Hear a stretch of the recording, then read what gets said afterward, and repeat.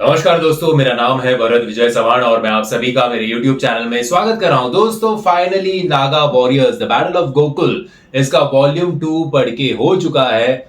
Part 1 I think पिछले साल ही आया था, उसका भी रिव्यू हमने किया हुआ है। अगर आपने वो वीडियो नहीं देखा होगा तो उसकी लिंक और पूरे के पूरे अब तक जब जितने भी मैंने किताबें पढ़ी है उन सारी किताबों की प्लेलिस्ट आपको डिस्क्रिप्शन बॉक्स में मिल जाएगी। और साथ ही में मैं कौन सी किताबें आपको रेकमेंड करना चाहूंगा उसकी लिंक भी आपको डिस्क्रिप्शन बॉक्स में मिल जाएगी। अब बात करते हैं Naga warriors the battle of Gokul part 2 के बारे में। बाय द वे, अक्षत गुप्ता जी मेरे one of the favourite Indian writers है, इंडियन ऑथर्स है। सो हैट्स ऑफ टू अक्षत गुप्ता जी। उनकी पहली किताब मैंने पढ़ी थी द हिडन हिंदू, उसके बाद मैंने नागा वॉरियर्स पार्ट 1 पढ़ा और अभी नागा वॉरियर्स 2 आई थिंक 25 जनवरी 2025 को ही इसका फर्स्ट एडिशन जो है वो पब्लिश हुआ है। तो सबसे पहले देखते हैं इस किताब की अनबॉक्सिंग। इस किताब को मैंने प्री ऑर्डर किया था। 25 तारीख अमेज़ॉन पे दिख रही थी कि तभी इस किताब को पब्लिश किया जाने वाला था और मैंने इस किताब को मंगवाया था, मतलब ऑर्डर किया था अमेज़ॉन पे 15 या 16 जनवरी को। 25 तारीख को जब इसका पब्लिशिंग डेट था तभी 25 तारीख की शाम को मुझे ये किताब डिलीवर हुई। तो हैट्स ऑफ टू अमेज़ॉन। हालांकि डिलीवरी एस्टिमेट जो था, टाइम ऑफ डिलीवरी, वो बता रहा था 27, लेकिन अमेज़ॉन ने काफ़ी जल्दी ये किताब डिलीवर की और आप देख सकते हो कि काफ़ी अच्छी कंडीशन में ये किताब मुझे मिली। जो अमेज़ॉन पे जब मैंने इसका कवर पेज देखा वो तो मुझे काफ़ी बढ़िया लगा। फ़िलहाल ये बुक आई थिंक सिर्फ इंग्लिश में ही अवेलेबल है, लेकिन बहुत ही जल्द ये हिंदी में भी मिल जाएगी। ये देखो, आप देख सकते हो कि कवर में ही मज़ा आ रहा है बॉस। पेजेस की क्वालिटी भी अच्छी है, फॉन्ट साइज़ भी अच्छे हैं। और ये क्या था, एक मिनट, हर एक चैप्टर से पहले उस चैप्टर का एक सॉर्ट ऑफ स्केच, जिससे हमें आइडिया आएगा कि हमें क्या पढ़ने मिलना है, वाला है। फंबल के लिए माफ़ी।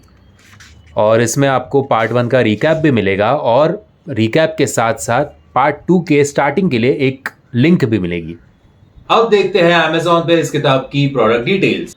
इसके पब्लिशर है पेंगुइन, लैंग्वेज है इंग्लिश, पेजेस है 336, आइटम वेट है 180 ग्राम्स। फिलहाल आपको ज़्यादा कुछ रेटिंग नहीं मिलेगा क्योंकि रैंक भी अभी हम बता नहीं सकते, क्योंकि हार्डली 2-3 दिन हुए हैं इस किताब को पब्लिश किए हुए। लेकिन फिर भी फिलहाल इसका 57th रैंक है बुक्स में, फर्स्ट रैंक हिस्टोरिकल फिक्शन में, और बाकी सारी चीज़ों में action adventure, dragons and mythical creatures, fantasy में भी इसका फर्स्ट रैंक है। सो आई एम श्योर कि आगे जाके इसका कस्टमर रिव्यू भी काफ़ी होगा। दोस्तों, अब बात करते हैं Naga warriors the battle of Gokul volume 2 के बारे में। वॉल्यूम 2 की कहानी वहीं से शुरू होती है जहां वॉल्यूम 1 की कहानी खत्म हुई थी। आपको बेसिक में वन लाइन सुना देता हूं। अहमद शाह अब्दाली भारत पे आक्रमण करने के लिए पूरी तरीके से तैयार हो चुका है और उसका एक खूंखार सेनापति है जिसका नाम है सरदार खान।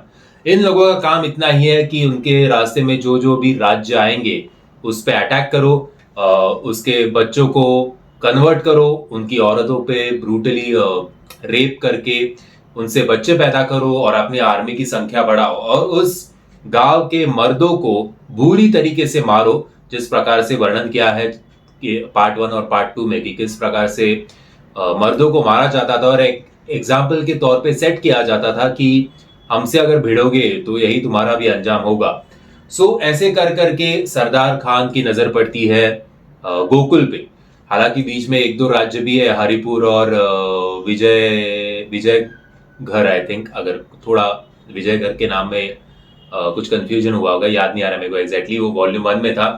इन दो राज्यों को कॉन्कर करते समय सरदार खान का एक इन्फॉर्मर उन्हें बोलता है कि बीच में गोकुल, कृष्णा जी का गोकुल है, तो गोकुल से हमें काफी धन मिल सकता है, सोना मिल सकता है, क्योंकि गोकुल में काफी सारे मंदिर है। तो मंदिर का मतलब है उतना गांव भी आजू बाजू में बसे होंगे, औरतें भी मिलेंगी, लड़के भी मिलेंगे और साथ ही में मंदिरों में छुपाए हुए या देव देवताओं को अर्पण किया हुआ सोना भी हम ले सकते हैं। सरदार खान अपने अहमद शाह अब्दाली को बिना बताए बोलता है कि चलो गोकुल पे आक्रमण मैं करूंगा और बाद में मैं सरदार मेरा खुश हो जाएगा कि अरे एक छोटा सा राज्य में से इतना सारा सोना निकाला।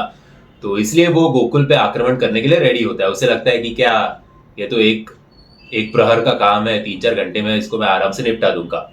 लेकिन सरदार खान के आई थिंक 3 या 4 हजार तभी उसकी फौज थी, या समझो 8,000 पकड़ो, तो उसके सामने खड़े रहते हैं केवल कुछ 100, आई थिंक 100-150 नागा वॉरियर्स, जो नागा साधु जिन्हें ट्रेन किया गया है अपने धर्म की रक्षा करने के लिए, कि समय आने पर वो हाथ में शस्त्र भी उठा सकते हैं। तो ऐसे नागा वॉरियर्स इन सरदार खान के आर्मी के सामने खड़े होते हैं और यहाँ से वॉल्यूम 1 शुरू होता है और एंड में हमें समझ में आता है कि नागा वॉरियर्स के केवल 17-18 नागा साधुस बचे हैं, जिनमें से एक है उनका प्रमुख आजा, दूसरे थे शंभू जी। आजा और शंभू जी का क्या रिलेशन है, इसके लिए ये किताब को जरूर पढ़ना।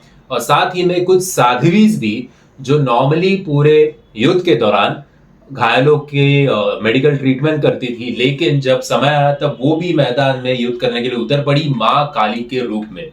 सो केवल 17-18 ये नागा वॉरियर्स बचे हैं। और क्या सरदार खान कुछ जो हजारों की आर्मी लेके आया था, उसके पास अब केवल 100-150 उसके सैनिक बचे हैं। सो क्या ये 17-18 नागा वॉरियर्स सरदार खान के बचे हुए 100-150 सैनिकों को मार सकेंगे या फिर बेचारे लड़ते लड़ते खुद अपने मातृभूमि के लिए शहीद हो जाएंगे? इस पे ये पार्ट 1 खत्म होता है और वहीं से पार्ट 2 की शुरुआत होती है कि ये 17-18 बचे हैं और सरदार खान के 100-150 बचे हैं। सरदार खान के बैकअप के लिए एक आर्मी आती है, लेकिन उस आर्मी के प्रमुख जुगल किशोर का क्या हेतु होता है, इसके लिए इस पार्ट 2 को जरूर पढ़ना। सो क्या वो बैकअप तो लेके आए हैं, लेकिन क्या सरदार खान की वो मदद करेंगे या नहीं, इसके लिए पार्ट 2 जरूर पढ़ना।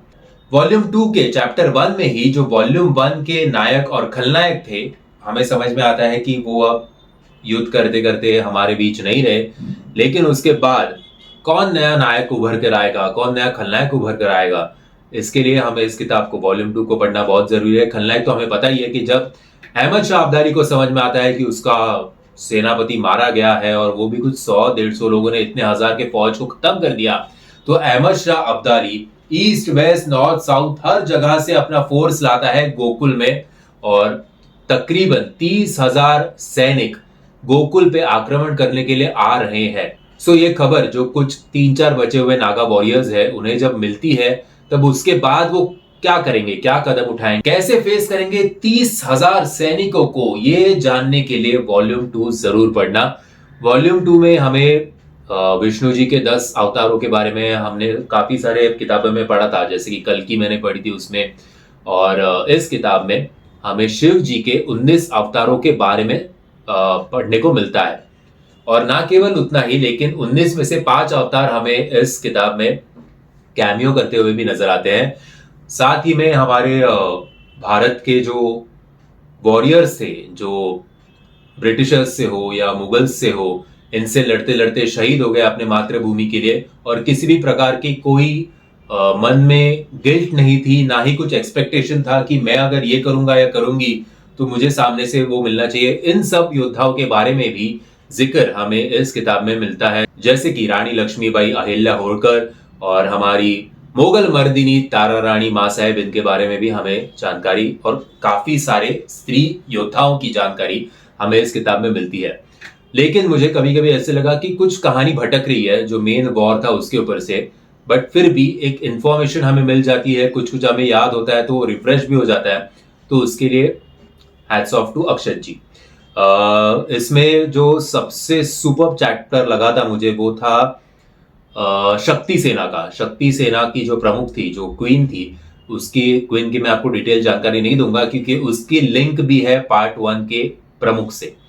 सो वो क्वीन कौन है, इसके लिए इन दोनों ही किताब को जरूर पढ़ना। तो जिस प्रकार से वो बैटल फील्ड में आती है, जिस प्रकार से वो अहमद शाह अब्दाली को पागल कर देती है, पहले तो वो हल्के में लेता है कि ये कौन है भाई, ये तो लड़की लोग की सेना है, ये तो आराम से हम इतने मार देंगे, लेकिन जिस प्रकार से वो फाइट करती है वो बेस्ट था। साथ ही में एक मुझे याद है लड़की लोग की सेना ये बोल के कि इस किताब में काफी अच्छी तरीके से डिफरेंशिएट किया गया है और मतलब समझाया गया है प्रिंसेस और राजकुमारी के बीच में।